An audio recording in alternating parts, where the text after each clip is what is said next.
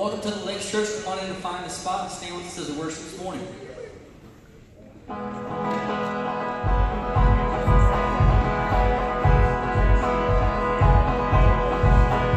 Oh,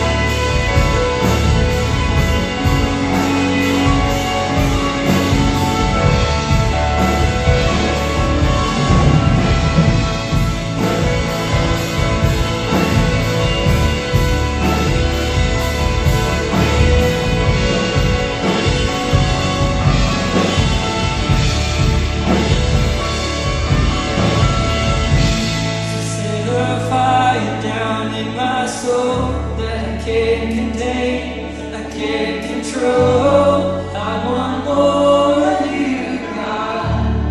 I want more of you, God. So set a fire down in my soul that I can't contain, I can't control. I want more of you, God. I want more of you, God.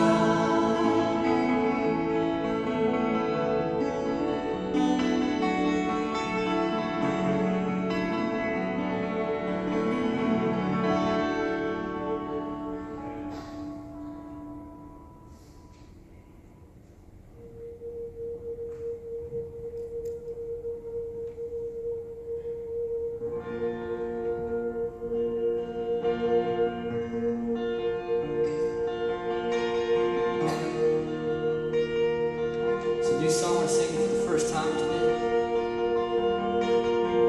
Just calling on the Holy Spirit to dwell in this place.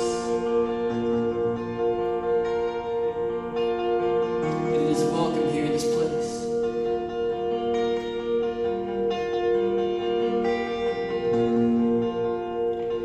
So just bow your heart before the Lord this morning and prepare yourself for Him.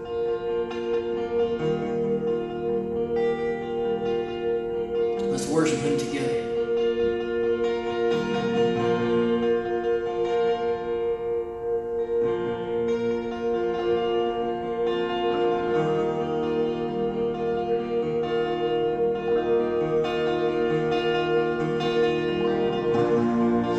There's nothing worth more that could ever come close. Nothing can compare. You're our living hope. Your presence, Lord.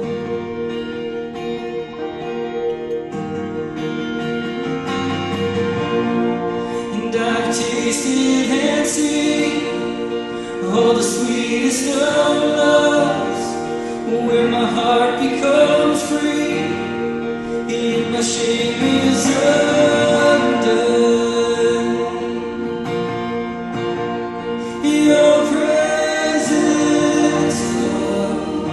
Let's lift that up this morning. Holy Spirit, you are welcome here. Come flood this place and fill the atmosphere. Your glory, God, is what our hearts long for. To be overcome by your presence, Lord.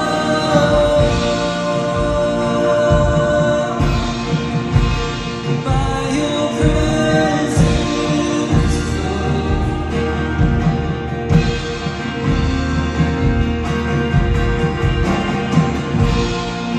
there's nothing worth more that could ever come close.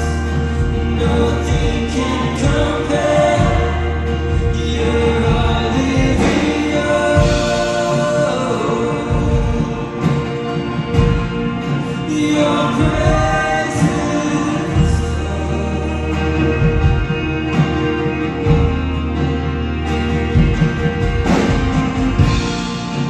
I taste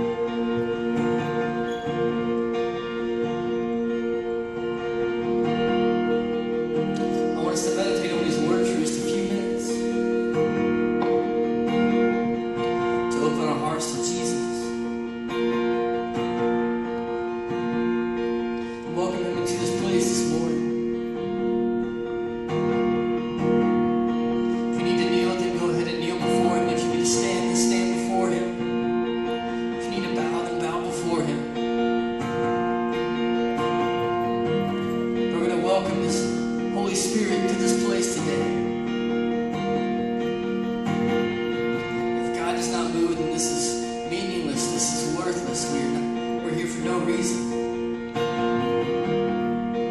Humble yourselves before Him this morning. Let's sing this out. And Holy Spirit, you are welcome here. And come flood this place and fill the atmosphere. Your glory, God, is what our hearts long for. To be overcome by your presence, Lord.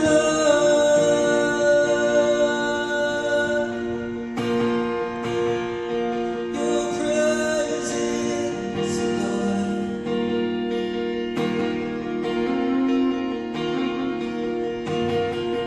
Let us become more aware of your presence.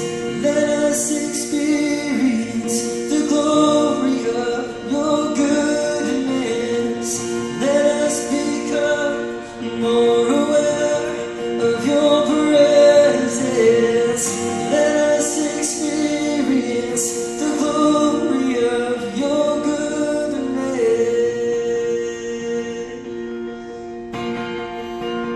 Of your presence, Lord. Sing that out one more time. Holy Spirit. Holy Spirit, you are welcome here. Come flood this place and fill the atmosphere. Your glory, God, is what our hearts long for. To be overcome by your presence, Lord.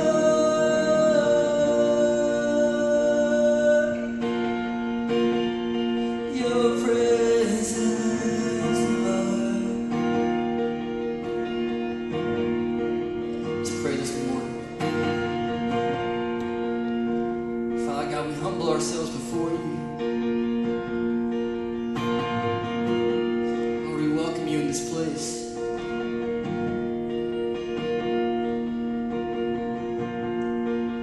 God, humble us before you today.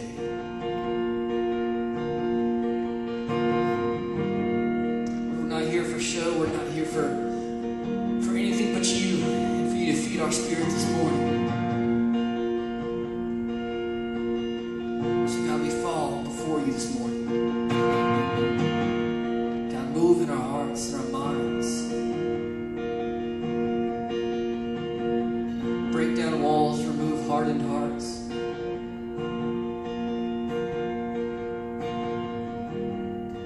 And change us, God, to a people that fear you. And fear you alone as the one true, mighty God.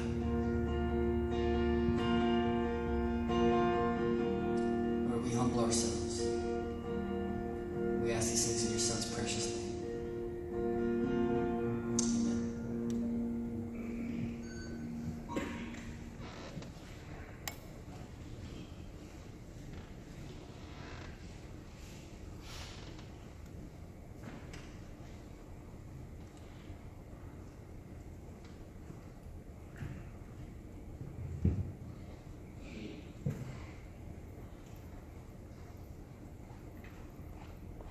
Large double meat, lettuce, tomato, no cheese.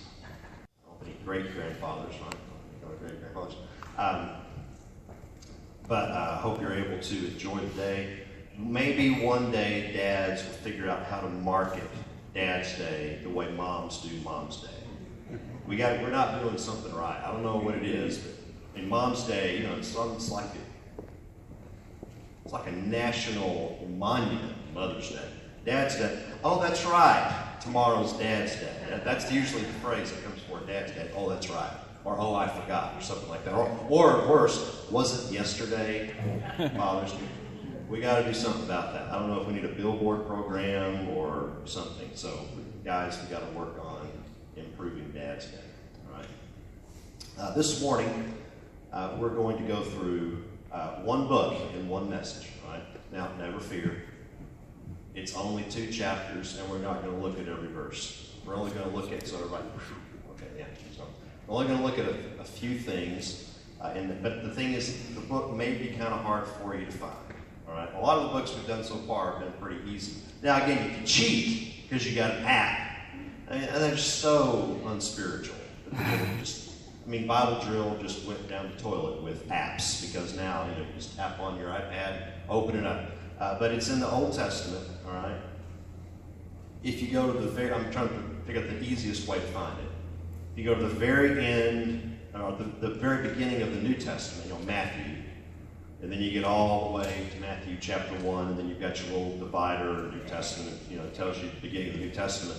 And so then you're at the end of the Old Testament, right? And so you got Malachi, right? Malachi's there at the end of the Old Testament.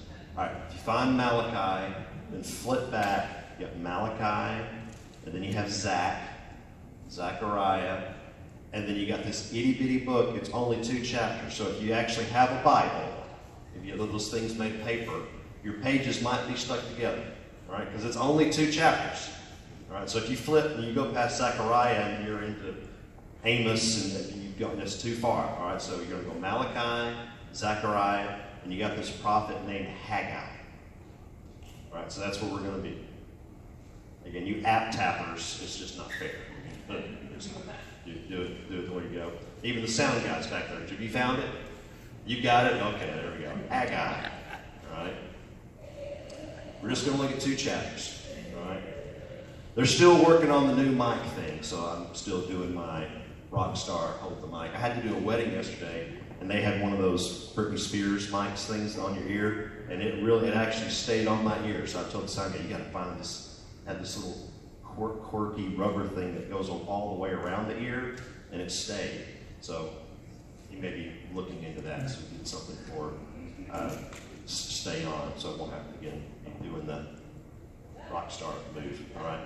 Now we're going to look at a few things, and the reason we're going to look at this book today is because we all know that we're still, as a church, working through transition, waiting for the Lord to bring an under shepherd here to the Lakes Church.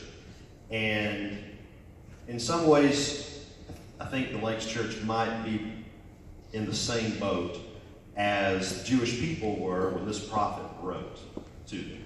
All right? I don't want to put you to sleep with a lot of history, but I got to give you a little bit so you know what tarnation is going on with this prophet. Okay? The Jewish people had gone into exile. Imagine if all Texans had to move to Oklahoma. Okay, you're going into exile to a foreign land where the Lord's presence is not there, and you gotta live in Oklahoma where all the tornadoes are, right?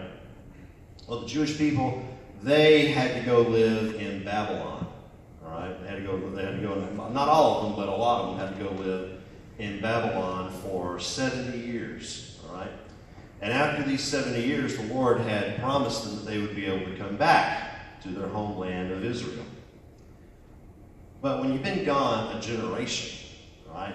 You've been gone that long, everybody's not going to be able to come back on one bus, all right? It's going to take a while for people to be able to make their way back. And here's the thing, some of them didn't want to go back because some of them weren't even born in Israel. They were born in Babylon, so that's where they wanted to stay.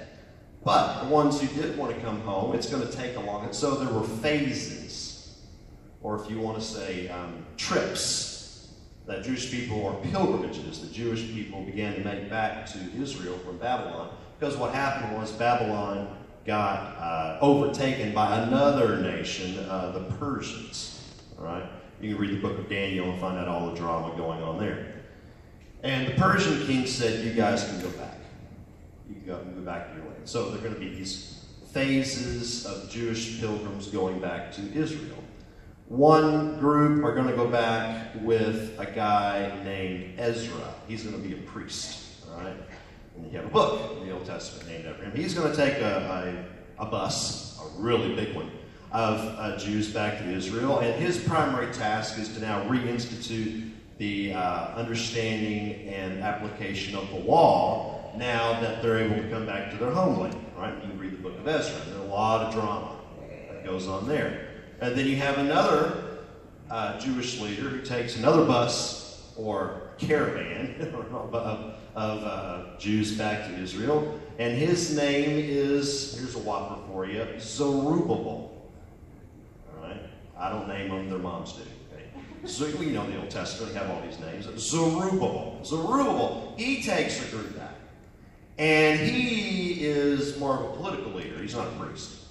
But when he gets back, one of his main jobs, when he gets the people back, is, okay, Ezra's helping reinstitute the understanding of the law. Zerubbabel comes back and he wants to help the people now rebuild the temple. Because when 70 years earlier Israel was overtaken by the Babylonians, one thing nations always did when they sacked others, I can say sacked because we're getting close to training camp, when the Babylonians sacked the Jewish people, or any nation sacked another one thing they wanted to make sure everybody knew was that their gods were bigger and badder than the gods of the people that they conquered. And so if you conquer Israel, how do you at least think that you're bigger and badder than Israel's God? Well, you destroy his house. Okay, his temple, Solomon's temple. So Solomon's temple was destroyed. So now they come back 7 years later, Zerubbabel brings the group back, let's rebuild the temple. Now they're not going to be able to rebuild it the way Solomon's was. They don't have the resources. They don't have King David accumulating all the resources like Solomon had for his. But they're going to rebuild the temple. So you got Ezra bringing a group back, you got Zerubbabel bringing a group back, and then you get one more guy who brings another group back, and you probably can guess who he is. His name is Nehemiah. Right? And there's another book named after him. Right? Nehemiah brings the group back. Anytime a pastor wants to do a series through Nehemiah, be on the lookout. It means you're going to go through a building program. That's just the way it usually goes. Just because when Nehemiah comes back, one of the things he wants to do, the main thing he wants to do, is rebuild basically the security system of the city. Rebuild the walls around Jerusalem, because that was their, in ancient times, one of their primary ways of defense. It was just to maintain that you want the high ground, so because you don't have airplanes yet, no one's going to be coming over you. You want to be able to see down, be able to see where the attackers may come, so that you can defend yourself. So you got Ezra, Zerubbabel, Nehemiah. Now we're not going to talk about Nehemiah. We're not going to talk about Ezra. But we are going to talk about what happened when Zerubbabel. Now you think about Haggai. We'll get to him. When you do read Ezra and Nehemiah, Zerubbabel brings the group back and they start to rebuild the temple. All right? And several things begin to happen. One thing that begins to happen when they rebuild the temple is surrounding nations begin to get upset. Because if a nation is allowed to rebuild their temple, that means they'll reestablish their religion, their faith, their solidarity as a nation, and they can become a threat. I think I've told you this before. Never fall for the lie of separating religion from politics. The Bible would laugh at that kind of dichotomy. They're one and the same. All right? That's why Christianity, for example, was so dangerous in the first century. It wasn't because Christians went around saying, accept Jesus into your heart. Oh, that's offensive. Kill the Christians. No, it's because they said Jesus was Lord. He's king. He's ruler, and if you don't repent, he's going to return and lay the smack down on you. That's what got Christians in trouble, right? Well, it got the Jewish people in trouble. To rebuild the temple. So nations begin to formulate alliances threatening Israel, that some of them actually try to manipulate and say, hey, can we help? And no, you can't help. Number one, you don't worship the God we worship. And number two, we don't trust you as far as we can throw you. And number three, we know what you're up to. So get out of here. And so then they begin to send word back to Persia. You know what these Israelites, you get political pressure. And then, we all know this in building programs, they start running short on money.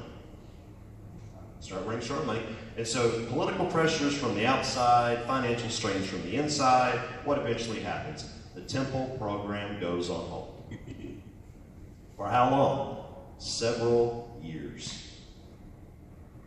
I mean, the iconic moment in the destruction of Jerusalem, destroying the temple. You would think that would be the first thing they would want to do when they go back. But there are other important things to do. More important things to do than rebuild the temple. And the Lord says, I've got something to say about that. What happens when the Lord's people forget about who they are and what they're supposed to do? And that's what I want to challenge you to do not you, us, to keep in mind. All right? So we're just going to look at 3 quick things in these chapters. There's a lot more, but again, I want to be invited back next week instead of just 3. All right? Now, Haggai, because it's such a short book, Haggai is really big on time. So he'll tell you the day, the month, the year, whenever stuff is going on, okay? So you start off in chapter 1, verse 1. The 2nd year of King Darius, that's the Persian king, all right, at the time. On the 1st day of the 6th month, all right, the word of the Lord came through the prophet Haggai, and then it comes to the leaders, and then from the leaders it goes to the people, and that's where you get all these names. To Zerubbabel, the son of Shealtiel, I had to look that one up, make sure I got that one right. And he's the governor of Judah, and to Joshua, son of Jehozadak, the high priest. So the mayor and the preacher, boy, there's a combination. We're going to talk to them, and then through them, relay the message to the people. Okay, now what's the first oracle or message? This is point number 1 that we want to see here. The Lord of armies, so the Lord of hosts, the Lord who has all authority, says this. Notice here, all throughout, don't miss this, all throughout the Old Testament when the prophets referred to Israel and speaking on behalf of the Lord, sometimes in the first person, Israel will be called, fill in the blank, people. What do you think that first word is? God's people, or my people. See, you got to put this on Sunday. I say to my people, do such and such, or etc. Haggai doesn't say that. Haggai says, these people. Or some translations, this people. Whoa. Every parent knows that. It's Dad's Day. Whenever my child does something good, it's my daughter, my son. When they blow up, talk to Tabitha. Do you know what your son did? You can just see what your daughter did. Hear the Lord. These people. Now, why would the Lord say that? Is the Lord kicking them out? No, but notice the reason that he does that. These people say the time has not come for the house of the Lord to be rebuilt. See, here's the point. No surrounding nation, then or now for that matter, but no surrounding nation then wanted a temple to be built to Yahweh in Jerusalem. Why? Because all the different nations or peoples worshiped their own deities, had their own temples, had their own religions, had their own superstitions, had their own traditions. And so they were the people of Marduk or Ashtaroth or Baal or all these different, or Dagon if you're a Babylonian. You're Dagon's people or you're these people. But Yahweh's people were, the way you knew they were Yahweh, or the God of Abraham, Isaac, and Jacob, the way you knew they were God's people is they worshiped in the temple, the Lord in the temple on Mount Zion in Jerusalem. That's how you knew, okay, these people belong to this. But they're not doing that. The thing that marks them out to be the Lord's people, to be my people, they're not doing. And so the Lord's point is, why would I call you my people? Why would I call you my people if you're not doing the one thing that makes you stand out the most at that moment?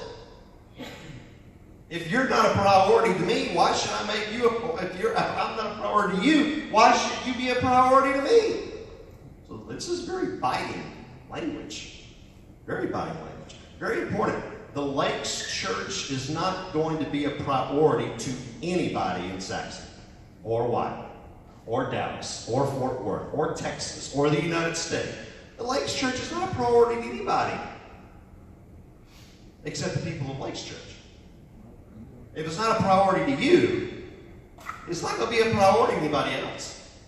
It's got to be a priority for you. Haggai didn't go to other nations and start saying, why aren't you building the temple in Jerusalem? He didn't go to the Persians. Why aren't you building the temple? He didn't go to all the other, we talked to ites, the Canaanites, the Jebusites, the Mosquitobites, all the ites. He didn't go to all the ites condemning them for not building the temple. He goes to the Jewish people. He brought them back from exile, but not so that they could not do the Lord's work. And notice these people say the time has not yet come for the house of the Lord to be rebuilt. Now notice, nobody was going around saying that. No one was going around, I don't have time to build it. No one would dare say that with their mouth. But they were saying it out loud with their lives because no one was rebuilding it. Everybody drive by, hey, what's that? Oh, that's our temple project. Well, when are you going to work? Well, we got this to get done first. And so verse 3, the word of the Lord came to Haggai, and he says, okay, you're saying with your lives that it's not time to rebuild the temple. Okay, well, let me ask you a question. Is it time for you yourselves to live in your paneled houses while this house lies in ruins? In other words, okay, you don't have time to build my house. You have time to build yours? And notice when it says paneled, in other words, not just build a shack you can live in. You have time to do all kinds of remodeling projects. You have time to ship in materials from other nations that you don't have access to in Israel. You can go ship in off Amazon and eBay and Craigslist and IKEA. You go to all these fancy furniture stores. You go to all these places. You get all this fancy paneling so you can build your house. But you don't have time to build a temple. You don't have time for that. In other words, you have time for you, but you don't have time for me. And again, if the Lakes Church is going to be a priority, it's going to have to be a priority for people of Lakes Church. Why would you have to employ the people of Lakes Church to make the Lakes Church a priority? That's Haggai's message. The Lord says, verse 5, think carefully. Do some math here. Think about this. And then in verse 6, he basically says, everything that you're trying to spend your time doing, planting crops, making a living, clothing yourself, it's not fulfilling you. It's not getting you what you want. So verse 7, the Lord says, think carefully about your ways. Go up into the hills, bring down lumber, build a house, and I will be pleased with it and be glorified. And then your land will be healed. You will have the fulfillment you're striving after if you put me first. Very important. You must realize in your individual lives as well as the life of the church, math never works when it comes to serving the Lord. It doesn't work. I love the story when the Lord brings manna to the people in the wilderness. And he tells them, okay, you don't collect any bread, you don't collect any manna on the Sabbath. All right? But the day before the Sabbath, collect enough for 2 days. Well, they go against that. They try to collect it more than what they're supposed to, and it rots. But mathematically, well, you want to collect more so you can prepare. No, the Lord's math doesn't work that way. Okay? Don't use your math or your way of figuring out problems to help the Lord out. Okay? Because that always, and I don't mean that as an exaggeration, that always backfires. It happens over and over where people think their math has a better solution, or their conception. Talk to Abraham. Well, I'm supposed to have a child. Well, I can't have it through my servant. I'm supposed to have it through. That's a disaster. We just go on over and over all these instances where we've got to help God out. And the Lord says here, build the temple, and then we'll move forward. Again, the building, it wasn't the problem. It was the people's misunderstanding of who they were and how their own homes were more of a priority than the Lord's. And it's ironic because the first temple was built because one man had the right attitude. David's in the palace. The Ark of the Covenant is in a tent. Now, that's where it was supposed to be. But David's wanted his wife, the Lord's presence, to be in a tent. And I'm the only reason I'm king is because the Lord made me king. I'm in a palace. He should have a house. That attitude's long gone. Now we don't have time to build a tent. We don't have time to build a tent. But we have time to build mansions for ourselves to live in. And the Lord says, that's the way the other nations act. That's the way the other peoples behave. And so if you're going to act like the other people, then I'll just call you that. You're just these people. You're just another people. You're just another people, not mine. You're not acting like me. That's the point. You're not acting like my people. But if you begin to act like my people, then you'll see the Lord work. All right? Now, here's the thing. Get on to the second part of chapter 1. I'm going to move quickly here for the next 2 points. Next point, though, is, again, they don't have all the resources to build the temple the way Solomon did. So when they build, it's not going to even come anywhere close, right? It's like talking about the Cowboys today versus the early 90s. It don't come close. I mean, it's just not comparison. I mean, they're losers. They're either really good losers or bad losers. Early 90s, they're winners. Okay? They're winners. Here, Solomon's temple. I mean, Solomon was so rich, he didn't even use silverware when he ate. He used goldware. Imagine how you bring silverware to him and put fork and he, get out of here. I don't have a silver spoon in my mouth. Gold, baby. He has bling for a fork and a spoon and a knife. So the temple was just, extravagant. Now, this little penny-ante shack is going to be the temple. You go to Ezra, they begin building the temple and they have a worship service to celebrate the beginning of building the temple. I find it humorous. The older generation that have come back from exile who remember Solomon's temple, they're going through their phones seeing the old pictures of Solomon's temple. They're looking at them. I remember when we built that. And they're looking at the thing that they're doing now. They start wailing and weeping. But the younger generation, they don't have any pictures on their cell phones of the temple. They weren't around. They're happy to have anything. And they're rejoicing. And the book of Ezra says that the priests couldn't figure out if the crowd was happy or sad. They couldn't decide because some people were, weeping, and other people go, ooh, ooh, ooh. What? Are they cheering or are they booing? We don't know. And so that's one of the reasons they eventually shut down. So how do you encourage the people if they know what they're building is not going to look like Solomon's temple?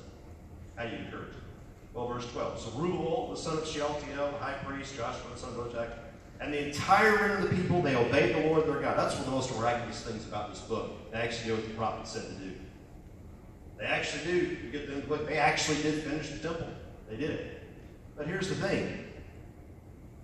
Verse 13, Haggai, the Lord's messenger, delivered the Lord's message to the people. I'm with you. This is the Lord's declaration. And he roused the spirit of the leaders, Reuel and Jehozadak, and the spirit of all the learned. They began to work on the house of the Lord. They began to work on it. But then now jot down into chapter 2. Look at verse 3. Who is left among you who saw this house in its former glory? And some people raised their hand. I remember. Yeah, it was awesome. How does it look to you now? Doesn't even seem to you like nothing by comparison. No, it's salt to even ask. Of course not. Even so, be strong, Zerubbabel. Be strong, Joshua. Be strong, all the people. This is the Lord's declaration. Work, for I am with you. The declaration of the Lord of armies. This is the promise I made to you when you came out of Egypt, and my spirit is present among you. Don't be afraid. In other words, what made the temple special wasn't what it was made of. What made the temple special wasn't how expensive it was. What made the temple special wasn't how grand it was. It wasn't that it would look like solid gold when the sun would shine on it. That's not what made it special. What made it special was the presence that was in it. Because when the presence of the Lord left that temple, it was just another building for an army to destroy. That's all it was. But we put the Lord's presence in that thing, then it was special. And if they build a shack coming out of Babylonian captivity, and the Lord's presence indwells it, that's all that matters. That's all that matters. I want to encourage you. Lakes Church eventually is going to have a pastor. But the Lord didn't clock out in using you until then. Hey, the Lord, okay, likes church, no pastor. Okay, I'll put them on the shelf and I'll go work with somebody else. Because if they don't have a pastor, I can't do anything. No. No. You have walked with the Lord as a people and as individual believers enough to know the basic things that you need to be doing as a church. And you don't need a pastor or an interim pastor to tell you a lot of those things. Maybe remind you that you know a lot of those things. And you don't have to wait for a pastor in order to do them. That's the sign of a healthy church, to be able to know what they're supposed to be in the transition period. That's what these people, it doesn't matter how big or small the temple is the Lord with you. And I would much rather you be in search for a pastor and the Lord be in your midst doing the work than have a pastor and be completely dead and not have the Lord's presence. Okay? I've seen churches that have pastors that aren't doing much, if anything. And other churches that are in transition doing wonderful things and the Lord using them. And so don't limit the Lord to what you can see or can't see. Okay? It doesn't matter whether it's Solomon's temple or Zerubbabel's temple. It's whether or not the Lord they worship is in that temple. That's what mattered. It didn't matter in Jesus' day. In Jesus' day, Herod's temple was grand, beautiful. It didn't rival Solomon's, but it was a lot better than the one they built here. And it was destroyed. It was wiped out. Why? Because the Lord's presence wasn't. So the Lord says, don't be frustrated by what you see when it comes to the building or externally. Be encouraged by the promise of the presence of the one who's with you, no matter what you see. That's the key. And then finally, last point I want to make. In chapter 2, you go to verse 10, and this oracle kind of comes out of nowhere because the people have rebuilt the temple, so you would think the rest of the book is just going to be God high-fiving the people. But it's not. You actually get a warning. Again, he gives you time period. On the 24th day of the 9th month in the 2nd year of Darius, the word of the Lord came to Haggai. And this is what the Lord of armies asks. And then he wants to talk to the priests. And he says, ask for a ruling. If a man is carrying consecrated meat in the fold of his garment, touches bread, stew, wine, or any food, does it become holy? And the priest said, no. In other words, if something's deemed holy and it touches something else, does that cleanness transfer to something else? No, it doesn't. And then Haggai said, well, if someone defiled by contact with a corpse touches any of these, does it become defiled? And the priest said, well, yeah, it becomes defiled. So Haggai replied, so is this people. There's that this again, instead of mine. I mean, they built the temple. I mean, it's still serious stuff here. So is this people, and so is this nation before me, is the Lord's declaration. So is every work of their hands, even when they offer what they offer there is defiled. Then he tells them to repent again as they rebuild the temple. Now, what is the Lord saying here? Very important. Go to the latter part of Israel's history. After Haggai, after everybody's come back, you get Malachi, the last prophet. Right? Malachi, there's a section of it where the Lord says, I wish you would close the temple down. I mean, Haggai writes his book to condemn them for not building. Malachi has a section where he condemns them for leaving it open. Wait, Lord, make up your mind. You're going to get upset if we don't build it. Now you're upset that we have. But in Malachi, they're not doing what they're supposed to be doing in the temple. You don't build the temple and then do whatever you want. You build the temple and abide by the rules you're supposed to abide by when you're in the temple. They're bringing all kinds of diseased animals, defiled animals for sacrifice. I tell them you did it. And many times that's our attitude of giving. A tip to God. Many of us have that attitude, if we even do that. And the Lord says in Malachi, I don't want you to tip. If you're not going to serve me, you wouldn't give that animal to a governor if he came for dinner.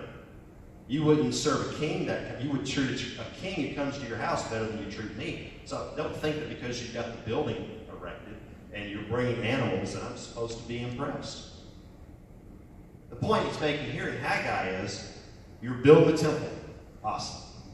That's great.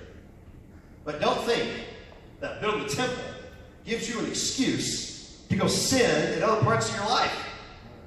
He gives the illustration of clean and unclean. if you have an animal or whatever that's been considered sacred, it's clean. If it touches something that's unclean, the cleanness doesn't get transferred to what's unclean. But if something's unclean, like a corpse, it's ceremonially unclean, right?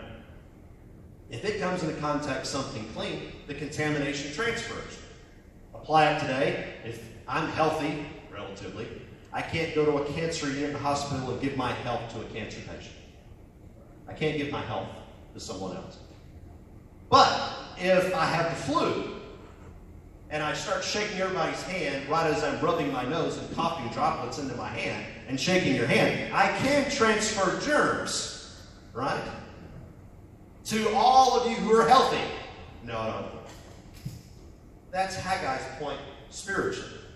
Okay, you're rebuilding the temple. That's awesome. But don't think that you can go now because you're rebuilding the temple and think that's some sort of spiritual debit card that allows you to go out and live however you want when no one's looking. Your temple building will be contaminated. It'll be unclean because you can't transfer your cleanness to something else. So you're doing one part right. Awesome. What about this, and this?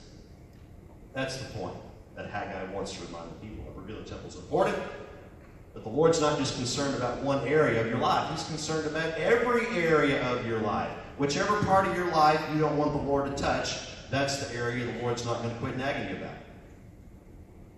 He's not going to let it go. That's what it means to call him Lord. Okay, whatever area you say is off limits, your spiritual maturity stops right there. You're not going any further until that area is given submission to Christ. The only time cleanness can be transferred to something unclean, and that uncleanness doesn't get transferred to something clean, that only gets disqualified in one instance, and that's when Jesus shows up. When Jesus touches a leper, he doesn't become unclean. He's the only, and what happens when he arrives on the scene? The temple goes out of business. The priests go out of business. You don't need them anymore, because now you have a new priest, a new temple, who rectifies that clean, unclean problem. But he's the only one who can do that. He's the only one. So the Lakes Church, you're focusing on certain things, and getting things done, focusing in obedience in certain areas. That's great. But are there other areas where you're not? That's where you've got to work. Everybody wants to focus on their strengths, because that's easy. Not the weaknesses. Yesterday, I got to do a wedding. I haven't done a wedding in several years. And I made the point to the audience. I was going through Genesis and Ephesians 5 quickly with marriage, and talked about how Paul says how husbands should treat his wife and how a wife should treat her husband. And I made a point. I said, a Christian understanding of marriage is not simply one man or one woman for one lifetime. That's a part of a Christian understanding of marriage. But that's not it. There are tons of people, tons of men and women who can marry and be together for a lifetime who care less about Christ. Not have a Christian. Christian marriage is one man, one woman for one lifetime, where a husband loves his wife as Christ loves the church, and a wife follows and loves her husband, where the church is supposed to follow and love Christ. And by the way, you can't legislate that. That is the Christian understanding of marriage. The gospel is exhibited in how the spouses interact with each other. Well, we'll talk about marriage in the areas where we don't struggle. We'll talk about the areas where we don't have the problems, because then we can point fingers and not have to look inward. But if you start talking about husbands loving their wife the way Christ loved the church, or wives treating their husbands the way the church is supposed to respond to and love Christ, then you start what we call meddling. Start meddling. And all that means is, Christ says, I'm done with you. Until you're willing to put down your weapons and submit to me. And that's just one example. Go on and on, all kinds of examples. Right? In the church, the Lord is not concerned about the areas that where you're going right. He's concerned about the areas that need work. Read Revelation 2 and 3. Jesus talks to churches, tells them things they're doing right, but then he says, I have this against you. And he's pretty strong. He says, if you don't make it right, I'll shut you down. And we talk about all kinds of things that shut churches down. If Jesus shuts down a church, it ain't coming back. It's not coming back. All right? And so, the message of Haggai, remember who you are. If Lakes Church is not a priority to you, it's not going to be a priority to anybody. And your commission here at Saxe, banks, charities, schools, businesses, they all have their agendas. And they're not all bad things. But their agenda is not the Great Commission. It's not their agenda. That's your agenda. If the church doesn't fill the Great Commission, nobody else is. Nobody else can do it. Boy Scouts aren't going to do it. Softball team's not going to do it. High school football team's not going to do it. Banks aren't going to do it. Community centers aren't going to do it. Church has to do it. Church has to do it. And if the Lakes Church doesn't do it, we'll find another church to do it. Okay? Secondly, again, doesn't matter how small you are, how big you are, whether you have a pastor or not, if the Lord's in your midst, that's all you need. That's all you need. Lord's in your midst. All you need is a slingshot and 5 little rocks, and you can wipe out any giant in Saxe. Any giant Satan puts in your way. As long as the Lord's in your midst. Okay? And then finally, as you move forward with the Lord, as you go forward and fulfill the Great Commission, always remember that we need to do so with clean lives. With clean lives. All right? Not perfect. Of course it's not going to be perfect. But, Lord, okay, there's this area. I need you to deal with me in this. I need to give this over to you. And in this area, Lord, I've been wrestling with this. I need to stop. I need your help. That heart, that kind of attitude, empty hands with palms faced upward, those are the ones that the Lord can use. Those are the kind of the Lord does use. It doesn't matter what your talents are. It doesn't matter what your weaknesses are. When you have that attitude, the Lord can do wonderful things with your life and this church. Father, thank you so much for these people. Lord, I know these people, they're already faithful to serve you. They love you. They're sacrificing to further the work here. And Lord, they're serving together. They love each other. And Lord, I just thank you so much for that kind of environment amongst these people. And Lord, I pray that you would help them to maintain that focus and be able to really begin to even see how they can even do more things together as your people in this community as they also are moving forward in this time to find a pastor.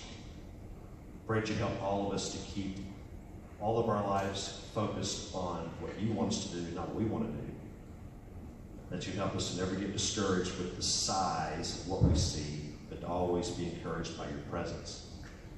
Lord, always help us to allow our lives to be open to you so that you can make whatever changes that need to be made. Father, we thank you for blessing us and ask you to empower us with your Spirit so